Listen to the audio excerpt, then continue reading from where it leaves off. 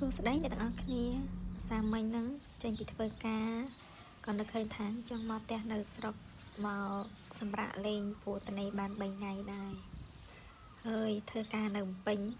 ធ្វើយូរទៅវាស្រៀង stress ដែរហ្នឹងអញ្ចឹងបានពេលខ្លះ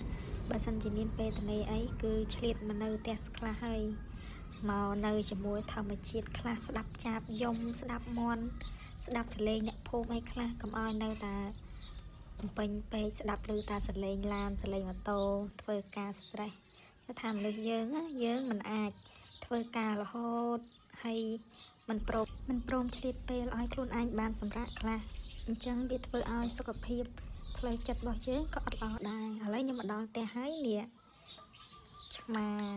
គឺខ្ញុំនឹកឆ្មាខ្ញុំប៉ាម៉ាក់យើងក៏យើងនឹកដែរក៏តែវាមានក្រៅពីប៉ាម៉ាក់គឺឆ្មានឹងឯងសំណប់ចិត្តហើយនេះបន្ទប់គេងរបស់ខ្ញុំអ្នកទាំងអស់គ្នានិយាយទៅគ្រាន់តែមើលឃើញបន្ទប់គេងគឺថាយើងមានក្តីសុខហ្មងព្រោះបន្ទប់ខ្ញុំមើលមានប្អួចមើលឃើញខាងក្រោយមើលឃើញដើមឈើមើលឃើញផ្ទះអ្នកភូមិនៅផ្លូវខាងក្រោយនិយាយទៅគឺពណ៌ខៀវស្រស់បំព្រងហើយនេះសំណប់ចិត្តកន្លែងសំណប់ចិត្តរបស់ខ្ញុំវីដេអូនេះមានតែប៉ុណ្្នឹងបាយបាយ